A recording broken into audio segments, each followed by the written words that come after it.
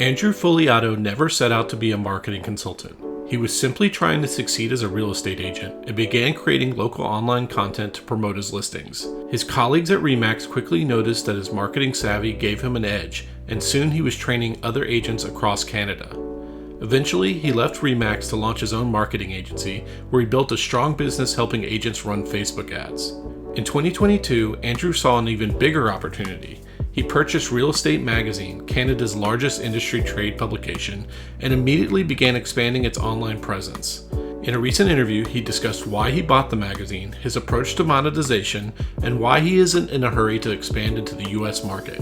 Hello, I'm Simon Owens, and this is The Business of Content, the show about how publishers create, distribute, and monetize their digital content. If you want to listen to an audio version of this show, subscribe to The Business of Content wherever you get your podcasts. And if you're a longtime fan of this show, you're probably aware that it's not monetized with ads. I'm entirely reliant on paid subscriptions to my Substack newsletter to fund this content. Subscribers get access to a deep archive of interviews with the world's most successful media entrepreneurs. They also get to book a half-hour introductory Zoom call with me. Go to simonowens.substack.com. That's simonowens.substack.com. Or just Google the words Simon Owens and newsletter. Okay, let's jump into the interview. Hey Andrew, thanks for joining us. Thanks for having me. Appreciate it. So we're here to talk about your work owning this real estate magazine in Canada, but I want to start by just talking about kind of the circuitous path that you took in terms of purchasing it. And so your background originally is in real estate, right? Like you started out, did you actually start out as a real estate agent? Yeah, so like the magazine actually started in 1989, and I was 2 years old, so like I had obviously nothing to do with it. And then I got my real estate license at like 2012, 2013 range. So I sold for a couple of years. And funny enough, I actually used to read the magazine every day in the office when I was kind of taking breaks sometimes from like prospecting, things like that. So it's like I've known it since like I got into the industry. Where were you selling? So it's like the suburbs of Toronto. So the town was Aurora, which is maybe 40 minutes north of Toronto. So I sold there for a couple of years, and I was with RE/MAX. And then at the time, they were just legalizing e-signatures on real estate contracts, and social media was starting to like gain traction. And so, but this is still that time back then where like people didn't believe you could like get business from social media. Like social media was this like plaything that young kids did that was not a serious place for making money. But like or like building relationships. But like at that point in my life, like I'd actually made friends in like Facebook groups that from local areas that actually became good friends I'd never met in person. So I knew you could do that. You could find prospective home buyers or clients through social media. That's what you're saying. And at the time that meant Facebook and Twitter. There wasn't really other things. This is like even pre-Instagram pretty much. Yeah. And this was before the rise of like Ryan Serhant and other like famous real estate people who their whole shtick is we have massive reach and we can get your real estate in front of like lots more prospective buyers and stuff like that. Exactly. So I started getting clients from there and blogging. Like I blogged 3 to 5 times a week. And I started getting traction, and like I would notice because like I would have like I promoted like a running joke in it about my friend's bakery, about their butter tarts, and like he'd have people mentioning it as the reason they came in to see him. And so like I knew people were reading it locally, which is what mattered to me. And then RE/MAX ended up. What were you? So you were blogging on like Blogger, right? Literally Google Blogger. Yeah, and what were you blogging about? So I had a cadence. So like every Monday would be like a Ask a Realtor style thing. So like one of the first things that really blew up for me is HGTV kept talking about bully offers, but no one really knew what they were back then. So I just wrote a post called "What is a bully offer?" and then I explained it, and that jumped me from like maybe 100 people a week were coming to our website to like 1,000 because people kept Googling what is a bully offer. That also taught me that those numbers don't matter if they're not local when you're selling real estate. So like I got a ton of traffic, but then maybe only 2% of that were local people. And so I started kind of changing a little bit how I did it, but like that traffic did help me rank, I found. And like that started like now when I did post, they rank better. And then randomly Google Plus started ranking my website a lot. Cause like in the early days of Google Plus, if you remember it, they would rank, like they would take a Google Blogger blog post and make it like an automatic Google Plus post, but then would also rank that in the results. So like I would put up a new post and be on the first page in like an hour. So like I started getting Yeah, this was when they were trying to integrate Google Plus into every and Google product. once I got that traction, like at the time, if you looked up like Aurora real estate, I wasn't just like the first option. I was like 1, 2, 3, and 5, and just started dominating kind of those local things. And then Remax kind of corporate actually offered. Well, so before we get into that, like you said that you wrote that one post, but like only 2% of the traffic was local. What kind of local content were So you that's what I creating? started also like to learn the market. I was always doing a lot of research. So I started doing things like local market updates, or like at the time, I think it was the New York Times or Wall Street Journal or one of them posted an article that was like homes within X distance of a Starbucks are worth X% more money. And so then I did a post. I was like, is that true in Aurora? And then I actually went and like pulled the Starbucks locations and the distance they showed and was like, okay, so this is the story. Here's what the numbers show in here. And then the analysis of like, that's not because Starbucks raises the value of your home. That's because they put Starbucks in areas where it's worth more money because the clientele that they cater to are there. And kind of that did really well for me locally because everyone locally kept sharing that one. And so I just found things that people were talking about and then found a local spin to it. So that was the big one is I found like, okay, people are talking about this. Here's what that actually means for Aurora. They talked about this. Here's what it means for Aurora. The other one that... So it was like a local news blog, but with a real estate lens. It's like if a new development got announced or like something sold, I'd be like, here's what that means for you here. Here's what that looks like. And just anything I could, I tied it back. And then I also did Home of the Week, which was every Friday. I would just go find, because I didn't have any listings yet myself. It took me 6 months to get my first deal. I would just go find like other interesting homes in the market and be like, here's a blog post. But because I was the only one blogging about website or homes for sale, I would outrank the listing agent for their own property. Sometimes even their own name, because I'd put their name like listed by this person. Here's my 1,000-word write-up. Like I found like there was a couple of these agents, if you Googled their name, my post would be the first thing because they weren't trying to rank. So I just started getting a ton of traffic and doing that. And how did that convert into business for you? Like, was your email address on the blog, or like how was that like actually leaving you with clients basically? At the beginning, it didn't at all. Like it was just traffic, and I had no idea how to convert people. And then I went to a seminar by an agent who used to be #1 in the world for like years before he got into like coaching realtors. And he was talking about like the type of offers you need to create that get people to reach out. And that was like the light bulb moment for my blog of like, right, I need to include something like that so they'll actually leave their information. So I started advertising like list of homes. So like get a list of homes before they hit MLS, get a list of homes, or like my ideal clients wanted townhomes because I was working with first time buyers. So I'd be like, get a list of townhomes under X price. And it would just be sitting there on the side of the blog posts or like, so I took all those 8 blog posts, just put them into a PDF and said, download my first time home buyer's guide. And I just lead magnets that people could download from the content I was already creating. And that once I did that, then I started like, I was getting 3 to 10 per day typically at that once I added that in. And then I learned that I also really sucked at sales. So I could get these leads, then I couldn't convert them. So I started trying to figure out, okay, I got these leads coming in, and then I had to learn. Then I started looking for people who were already good at that. And then basically just like, it took me probably 18 months of trial and error to really figure it out. Because at the time too, it's like Neil Patel was like the only person you could really go to online for like digital marketing advice. And like there weren't a lot of resources yet online. So then I just started kind of like stumbling through a lot of it. And then it's at the same time, Remax came knocking, and our brokerage that was Remax got bought by another Remax.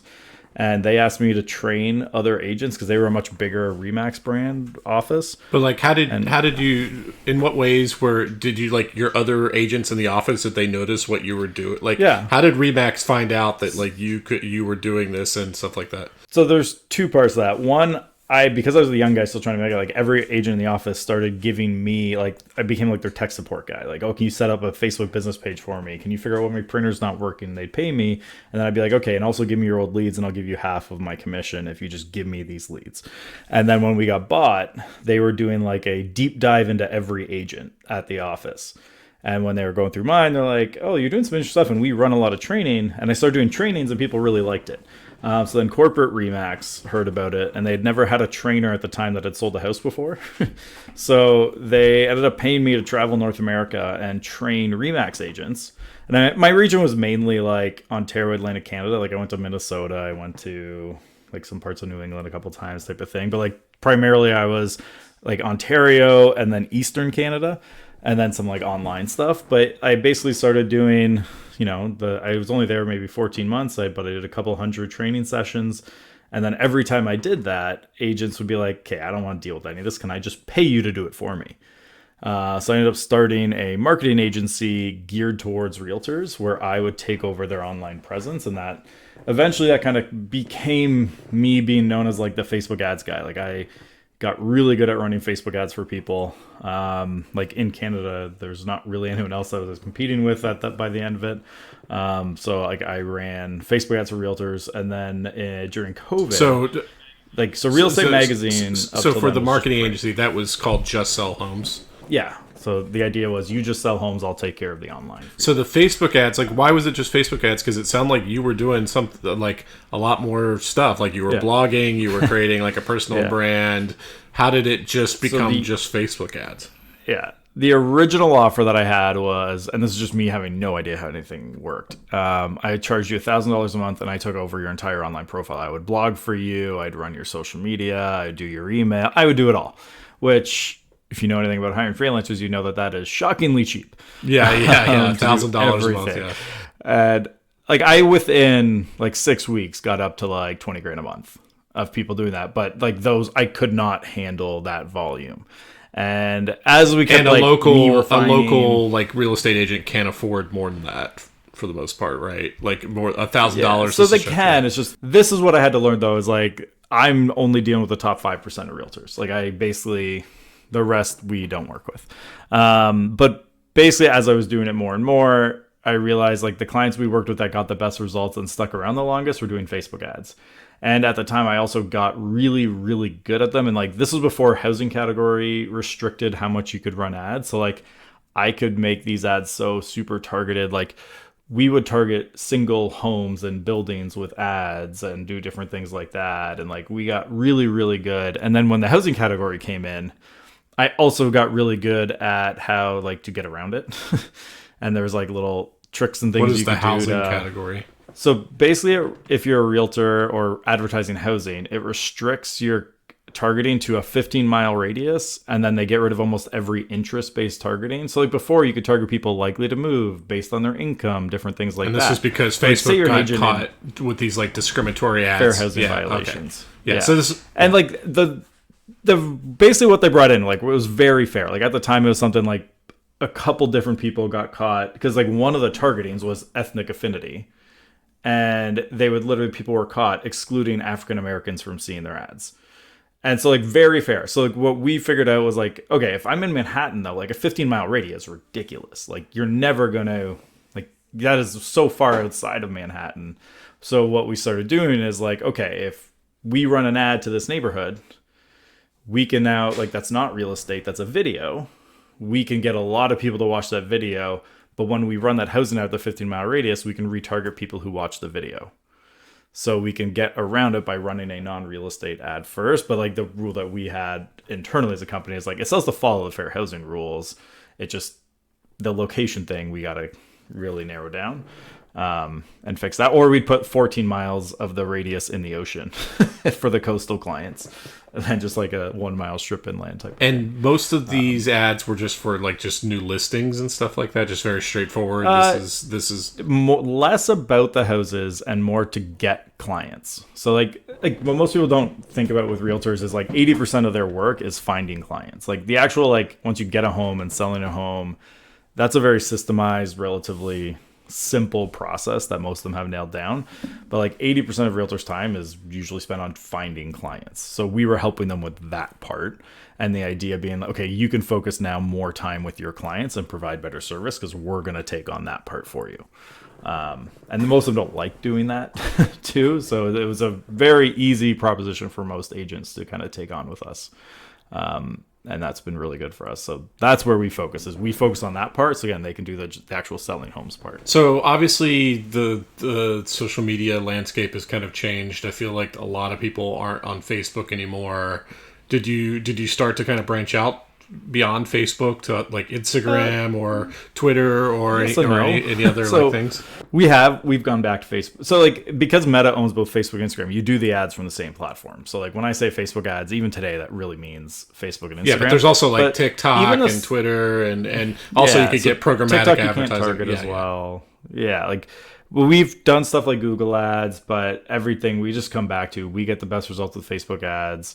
So we just keep going back to them. And then it just, at one point, to be honest, like our company, like I just kept saying yes to things. And like even my own staff was sometimes confused with what we offered, because I referred to it as like the Frankenstein of services, where it's like, someone, can you do this? Sure, I'll bolt that on. And then I'll bolt this on. Then I'll bolt this on. And then we have all these services. So a couple of years ago, we were just like, let's just simplify and go back to just Facebook ads.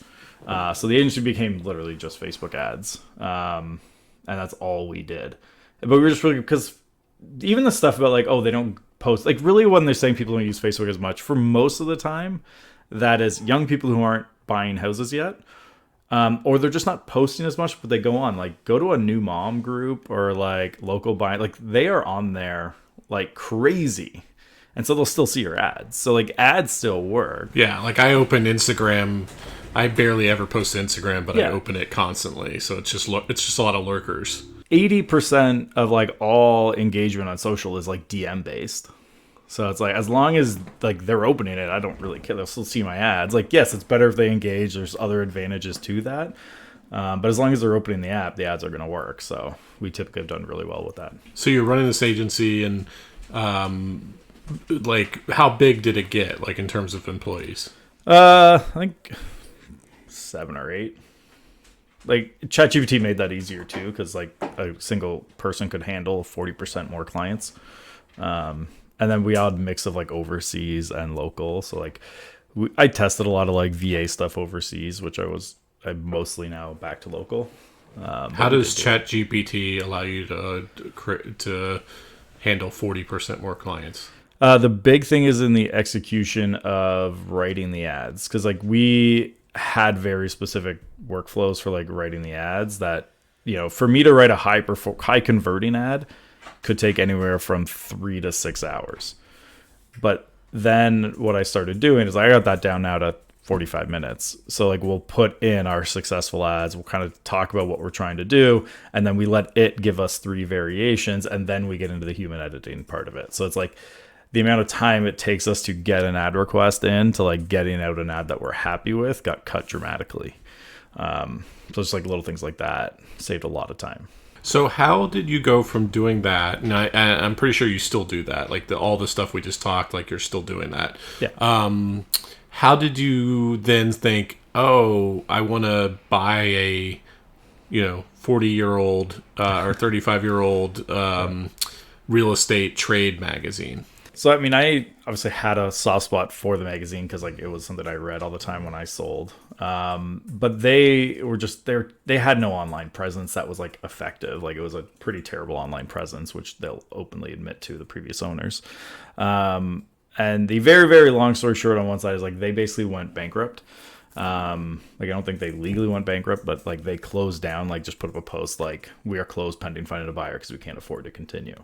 And like the founder died, right? That was, so yeah, the original, there's 2 guys who founded it. But the main one, it was like his business. Then he hired his editor, who was like a essentially founding editor, but was never like legally an owner of the company. So the founder died in 2018. He gave it to his son. And I don't think his son just like had the passion, or he just like didn't know the digital side enough. But like basically they always seemingly treated the online as an afterthought.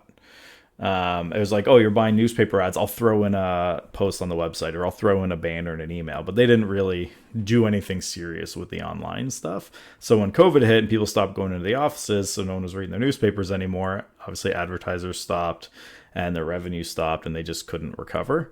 But so when it actually announced it, I had like 10 people reaching out being like, this is the perfect fit for you. And what they didn't know is I actually tried to buy it the year before. But they before it shut down. Yeah, but they wanted a number that was like valuing it at pre-COVID revenue when they had lost most of it. So like what we ended up buying was essentially just the assets. Like there was no staff left, there were no clients left. We basically bought the brand name, the domain, and the email list. And then I had to go find my own editor, figure out how media companies work because I'd never done, like the closest I had was running my blog, which is not the same at all. So that I had to like learn a lot of that pretty quick. But yeah, so we bought it, and like I've always had that love for like creating content and content that people actually want to read. Like I hate a lot of online content that's just like clickbait and stuff like that, and I wanted to make sure like it didn't go that route here. And I saw the business, so like originally when I bought it, the idea was this is going to be like the ultimate top of funnel thing to drive more clients to the agency. So the first like because it's read by real estate agents in Canada. Real estate agents are your clients for your marketing agency. Yeah. Okay. Yeah. Like it was I basically, because they had a third of the entire Canadian industry on their mailing list, including everybody in leadership. So like, and I ended up basically like the offer I made them to buy it was I'm going to look at what I pay to add a subscriber to my newsletter, and I just times that by the amount of people on their newsletter and said, here's my offer. And then it was all cash. So it was like we could just do it in one shot. So we got it. Took like 6 months of back and forth, but we eventually got it for that price and relaunched it. Hired an editor. And we were going to launch the Tuesday after Labor Day. On the Friday, the Thursday, he said his old company gave him equity to stay. So then I had no editor when we were relaunching, which was fun. What year was this? This was 2022. So we're just past 3 years of the relaunch. And so you had to like, did you have a content archive, or were you literally just starting from scratch? With We had all the old content. And so like the site was down to like 5,000 page views a month. But that was about it. And most of that was not actually like relevant traffic. It was like people searching for a specific real estate company, but the company didn't actually exist anymore. So we were the only pages left that had any content on it. So like it was almost essentially at like a 0 page views per month, essentially, but it was around 5,000. But you left the archives up online. Yeah, everything we left.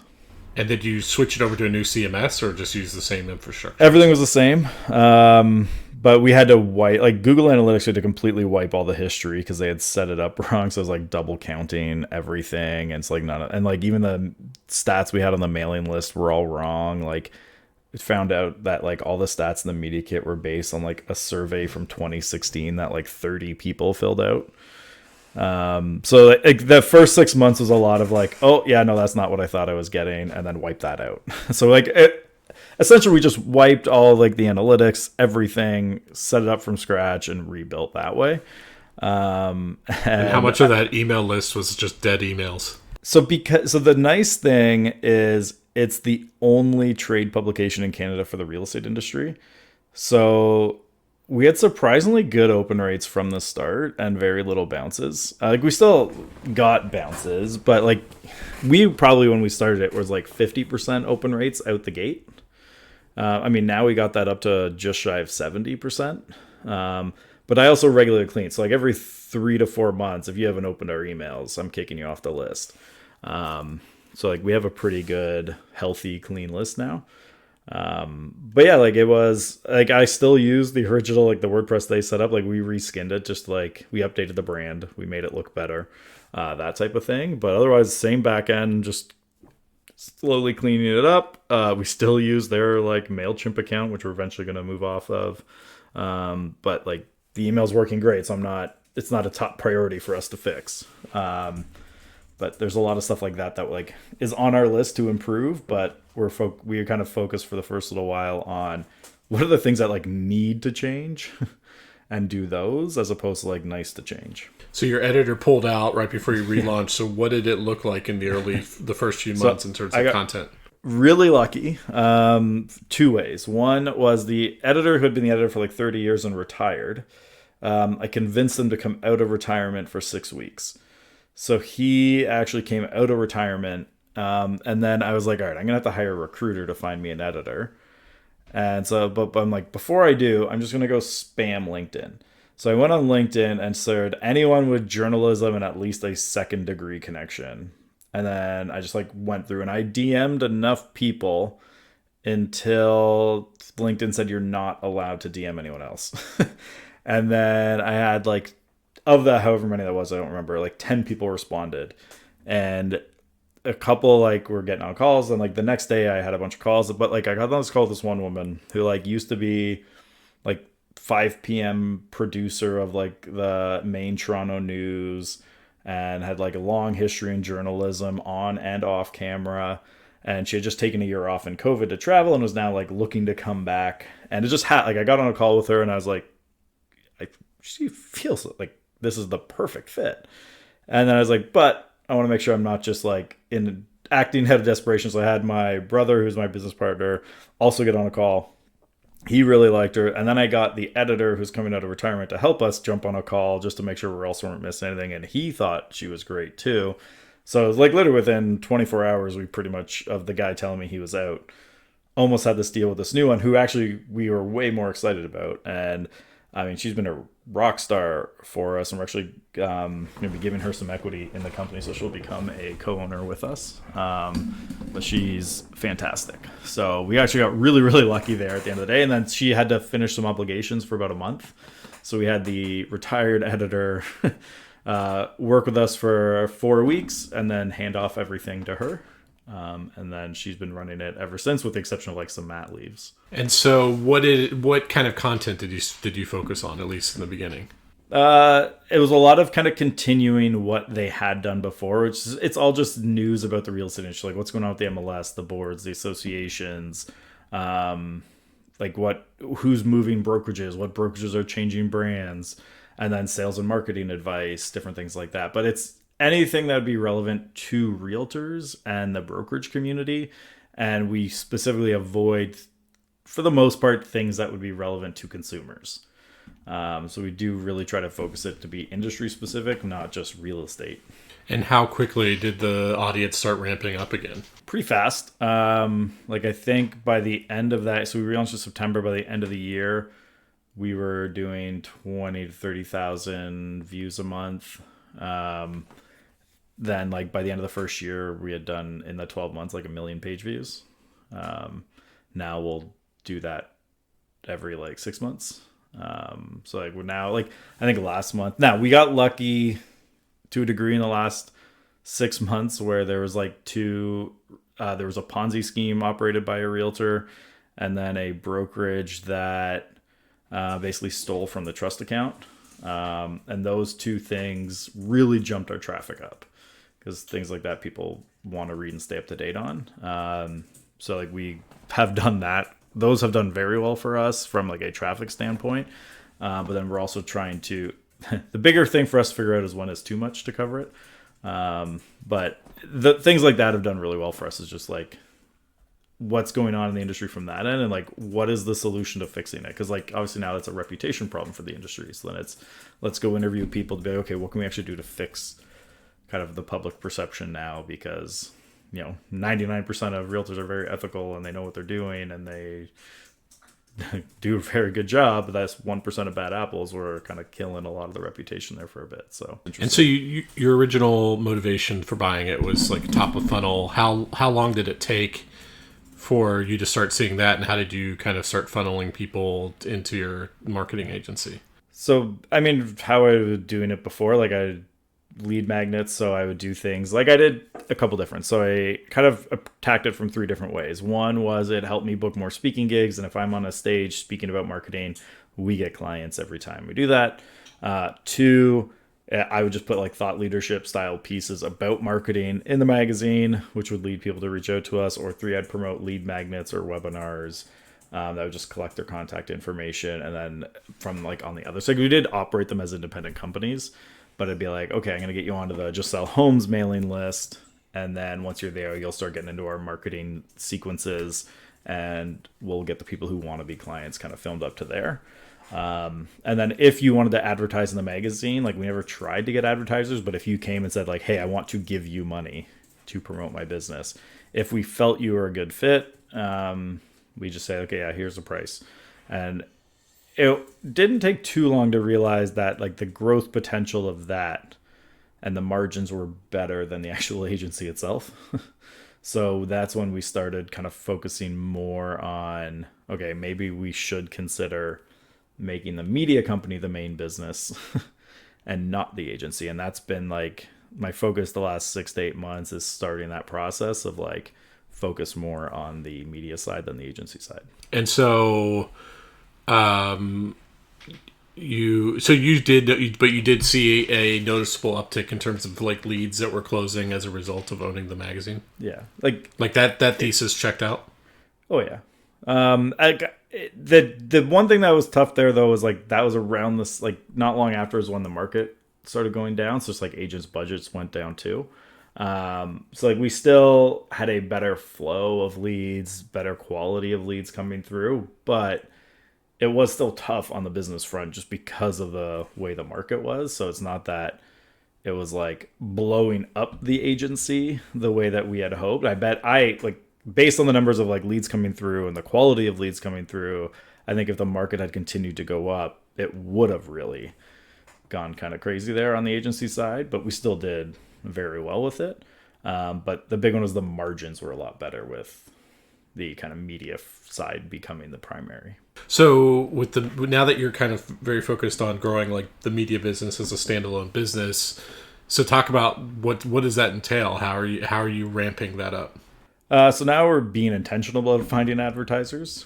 And instead of just kind of like if someone came cash in hand, we would say like, yes, we will take it and help you. Now it's very much, all right, like who are the right ones we want to work with? How can we get them the best results and then go find them and bring them in and then show them the plan. Like I've been building out like an actual sales process that's not just you have to come to me check in hand. So I've been building out like lead magnets. I haven't truly started it yet. I've done like a couple mini videos, but we're gonna start like doing a YouTube channel that's like me giving advice to vendors in the industry. Thought leadership pieces for vendors, but basically helping people sell to realtors. And so we'll putting out a lot of content for that. And then from that, we'll have lead magnets that drive them to work with us if they want to get more exposure. And then we actually still use the marketing agency in a different way now, though, which is when they come to us, we can then also do the execution for them on their larger marketing strategy. So we can go in and say, okay, we're going to get you these. Now, for those who don't like have a great marketing department or any marketing department, we can also kind of become that for you. So like there's been some companies that we have started out with, here's ads to reach your ideal clients, but let's also take over your entire marketing too. So it's kind of been a good funnel for there. So what kind of companies are typically advertising with you? Basically anyone who sells to realtors. So like obviously boards, associations, real estate lawyers, real estate inspectors, mortgage brokers, software companies that want to reach them. And basically anyone that has something to sell to the real estate community. And before your marketing agency was just doing mainly work for real estate agents, but now it's doing like all kind of anything that's touching real estate, you're doing marketing for it? Anything that touches real estate from the perspective of they want to reach realtors. So like it has to be specific to that. Like if they're looking for developers, that's not in our audience. So we will even say like, hey, this publication might be better for you today because they go towards the developer community and we don't. So like we are very, very niche down to very specifically realtors, brokerage owners, and associations that they're in. And for the magazine, like what kind of ad products do you offer? It varies, and we still make some up for people at times. We're still doing that. We're like, we'll strategize with someone and come up with a plan. Our main thing is our newsletter because we're almost 68.7% open rate, I think was the last 30 days with an 8% click-through rate. And so like our primary thing is our 3 times a week newsletter. Obviously content, like we will write it for them.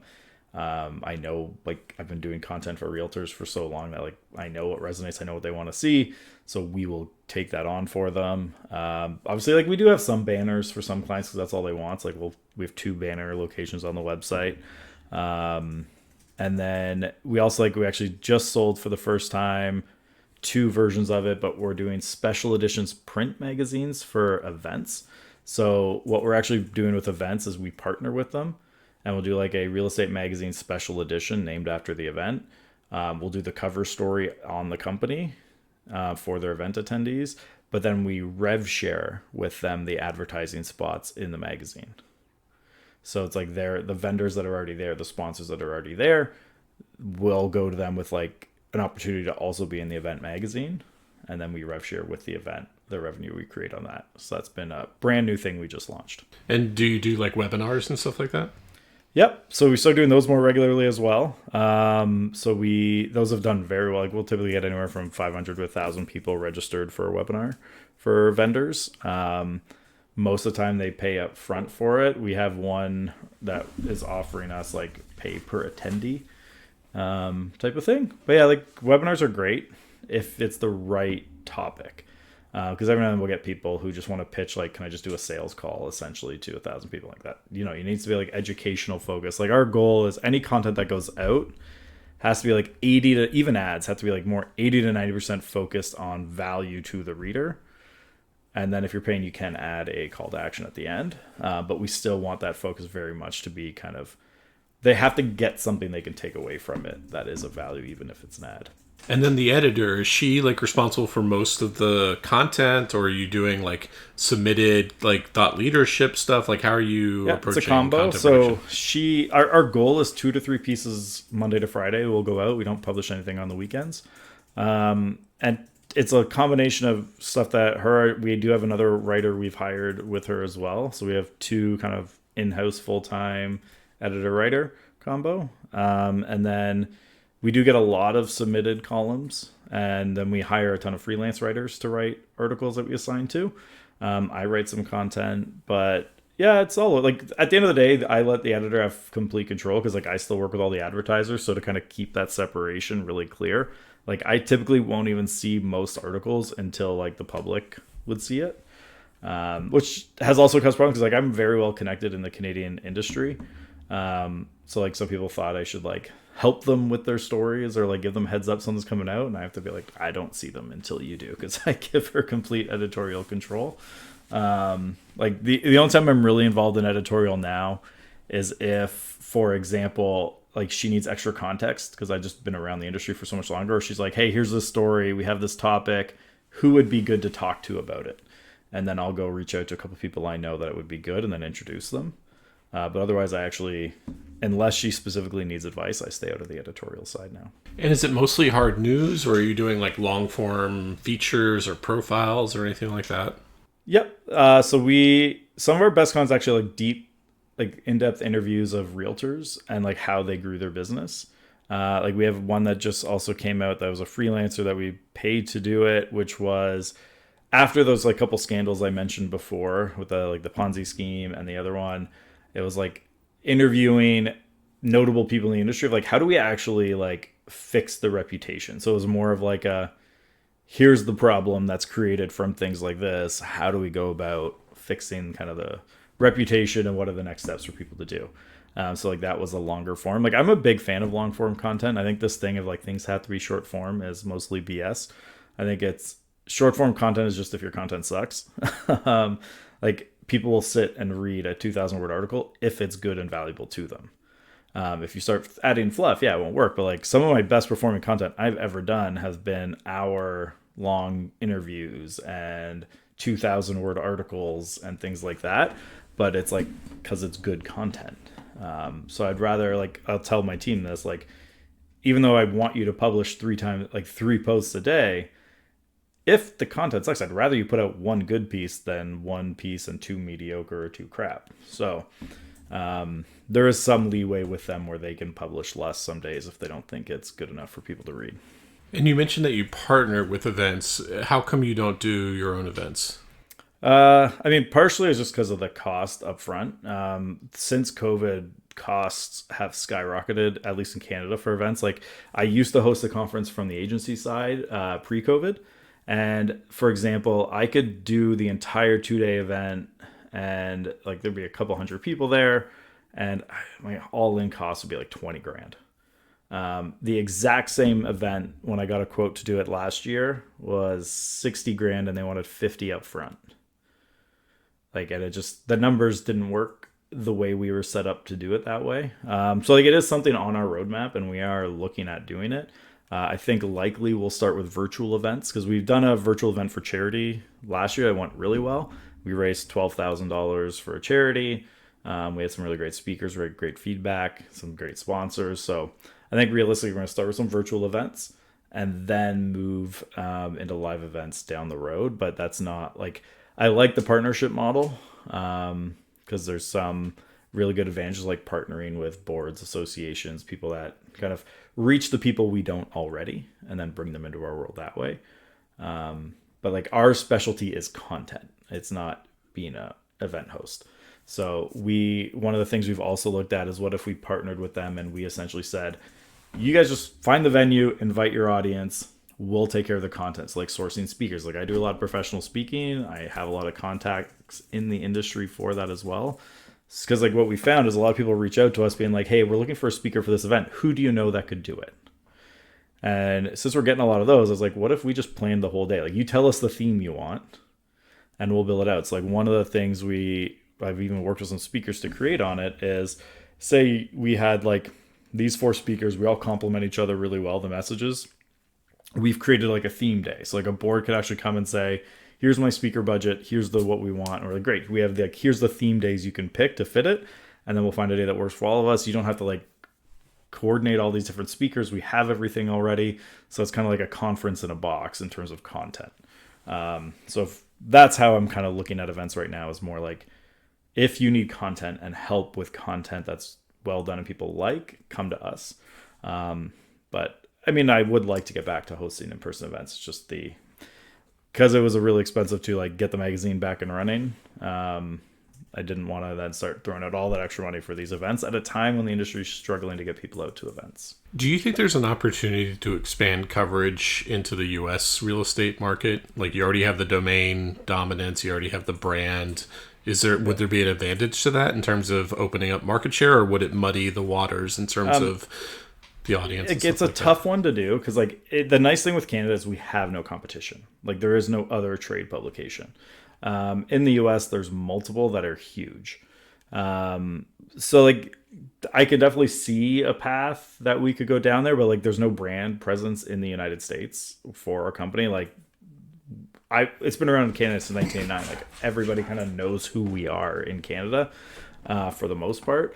So there's definitely opportunity there, but it's a much different beast for us, because like, yes, the market's a lot bigger. The industry operates mostly like Canada, the US. There are some differences. Like, we don't have escrow. We do it a little bit differently. Like, real estate lawyers are involved in every deal. There's like some of the rules that you guys had with commissions haven't been the same challenges here with lawsuits, because we already had the stuff in place to kind of like counteract some of those. Like, Zillow doesn't matter in Canada really, as like a website. It's not a competitor to the industry. The way, like, there's a lot of variations that are different up here, but overall it works very similarly. So like, yes, we could eventually expand to the US, but like, we wouldn't be going down with a brand. Like, we'd have to start it from scratch. So like, it's a big investment to do that against some established players. So we definitely can do it. Will we in the next 12 to 24 months? Definitely not. But I could definitely see a path in the future where we would. It's just, that's not a today thing. Like, I'd like to eventually, but first I want to kind of focus on nailing down the processes as we're doing that here. Yeah, it strikes me that the U.S. market is just so huge that even if you could carve out like a tiny percentage of that, it would still be worth it. Like, it's kind of like, you might have noticed a lot of UK newspapers are like opening U.S. newsrooms, because obviously the U.S. market is just so much huger than the UK, and like, and they just feel like if they could just carve out a small part of that market, it's like worth it to them. Yeah, and like, I even see that because like a lot of our competitors are also like, their content's gated, so like, you have to pay to read the news about the industry, and we don't gate our content. So I think there is an opportunity if and when we focus, but I also know like, it's literally a 10 times larger market in the US. So like I need to like ramp up staff and I need to ramp up sale. Like I'd have to really put a lot of money into that expansion. And just especially with the state of the real estate market right now, it's not a great time for like taking a big bet like that.